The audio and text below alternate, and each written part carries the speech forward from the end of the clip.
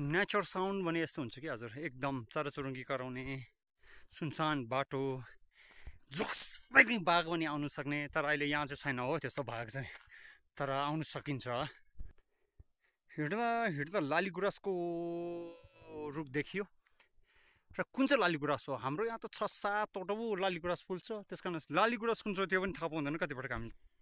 ओ छेक्यो छेक्यो देउराली डाँडा भन्ने गीत सुन्नुभयो होला। त्यसो त केही पनि गीत आउँदैन मलाई राम्रो गाउने त, तर पनि यो देउराली पनि होइन, यो चाहिँ कङ्गिल गाउँ हो। बादल हुस्सोले छेकेर ल्याउँदैछ, डापेर ल्याउँदैछ हो। वहाँदेखि हिँड्दा हिँड्दा ओ आनीकुम्ब आइपुग्यो, आनीकुम्ब आइपुग्यो।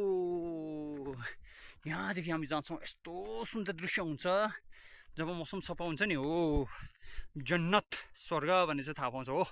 क्या सोले ठाउँ छ है यहाँतिर चाहिँ सिनहरू चाहिँ। तर अहिले चाहिँ हुस्सोले खतम छ, केही देख्दैन भाइ। हिँड्दा हिँड्दा जब म आएँ अचानक के रहेछ यस्तो लट्रम्मै फलेको हो, फलेको।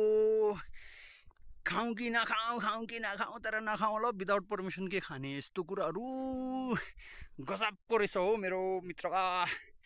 क्या गजबको रहेछ। अर्को यहाँ पनि हेर्नु लट्रम्मै फलेको छ हो। हाम्रो गाउँतिरको यस्तो छ। हाम्रो गाउँघरमा त जडीबुटी भन्ने त के हो यस्तो बाटोमै फालेको हुन्छ। यो त सबै जडीबुटी हो, पाइल्सको जडीबुटी हो, ग्यास्ट्रिकको, खुट्टा दुखेकोहरूको फालेको फालेछ हाम्रो त। अब आनीकुम्बको छेउमा पुग्यौँ। यो हो हाम्रो आनीकुम्बको एक छेउको नजारा, एकदम सुन्दर दृश्य छ। हामी हिँड्यौँ आनीकुम्बको तर्फ, हिँड्दै हिँड्दा आइपुग्यो फेरि। ओ होइन आलु बुखारा भने यो आलु बुखारा भनेर लट्रम्मै फलेको हुन्छन् बा, कसले खाने यो? कसरी खाने होला कि, कसरी खाने होला यो, कसरी खाने होला कि यस्तो लट्रम्म परेको कसरी खाने होला भने चिन्ता लागिसक्यो मलाई। ओ लट्रम्म फलेछ। आनीकुम्ब आइपुग्यो। अब पछि बनाउँछ है भिडियो साथी हो।